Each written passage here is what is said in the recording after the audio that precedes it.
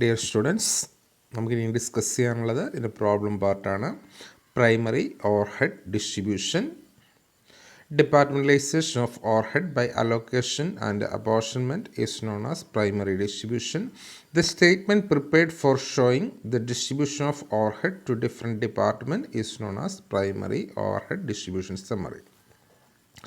And question for you: Finlex Cable Limited has 4 departments, out of which A, B, C are production department and D is service department.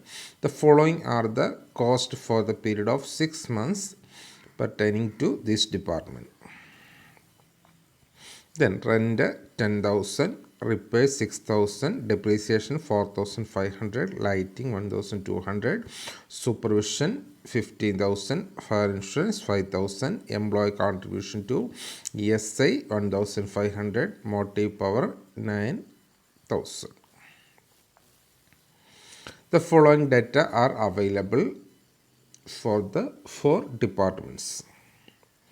The departments A, B, C, D, area occupied, square meter, നമുക്ക് തന്നിട്ടുണ്ട് 750, 550, 450 and 250. Number of workers, direct wages, value of plant, value of stock, light points. അപ്പോൾ ഇത്രയും information നമുക്ക് തന്നിട്ടുണ്ട്. ഇതായിരിക്കും basis for apportionment. ഇപ്പോൾ നമുക്ക് തന്നിരിക്കുന്ന കോസ്റ്റ് നമുക്ക് rent, repairs, then depreciation, lighting, supervision, fire insurance, അതുപോലെ തന്നെ employees contribution to ESI, motive power, അല്ലേ?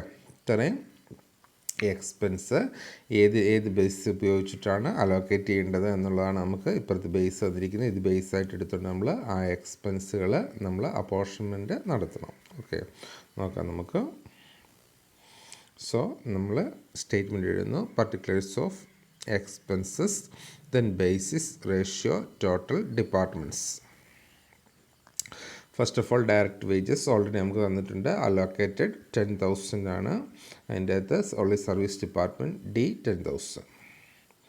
ദെൻ റെൻറ്റ്, ഏരിയ നമുക്ക് തന്നിരിക്കുന്ന റെൻറ്റ് നമ്മൾ ഏരിയയുടെ ബേസിലായിരിക്കും അലോക്കേറ്റ് ചെയ്യുന്ന. ഏരിയയുടെ റേഷ്യോ എന്ന് പറഞ്ഞാൽ 15:11:9:5.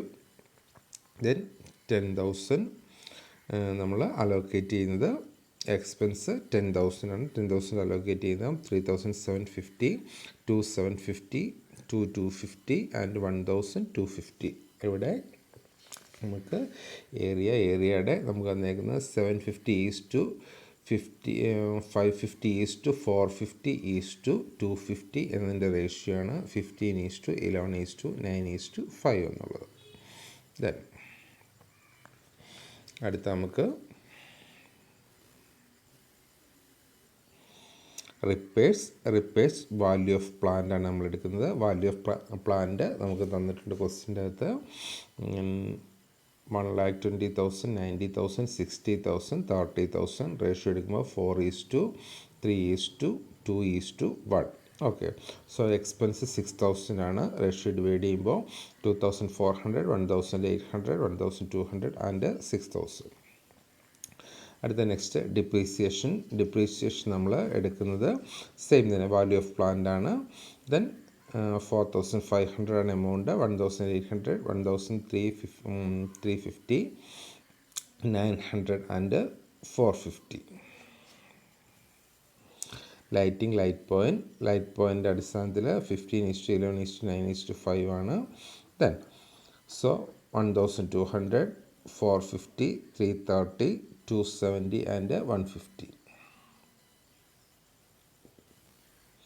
Supervision on the basis of number of workers, ratio 6:4:3:2, 15,000, 6,000, 4,000, 3,000 and 2,000. Fire insurance value സ്റ്റോക്കിൻ്റെ ബേസിലാണ്. വാല്യൂ സ്റ്റോക്കിൻ്റെ ratio 5:3:2, 5,000, 2,500, 1,500 and 1,000. Then contribution to ESI, number of workersൻ്റെ അടിസ്ഥാനത്തിൽ 1,500, 600, 400, 300 and 200. Then motive power, value of പ്ലാന്റിൻ്റെ ബേസിൽ 9,000 ആണ് എമൗണ്ട്, 3,600, 2,700, 1,800 and 900. ടോട്ടൽ നമുക്ക് വരുന്ന expense, total expense 62,200. അതിന് ഡിപ്പാർട്ട്മെൻറ്റ് എയിൽ അലോക്കേറ്റ് ചെയ്തിരിക്കുന്നത്, അപ്പോർഷൻമെൻറ്റ് നടത്തിയിരിക്കുന്നത് 21,100, ബിയിൽ 14,830, ദെൻ സിയിൽ 10,720 ആൻഡ് ഡിയിൽ 15,550. Okay, thank you.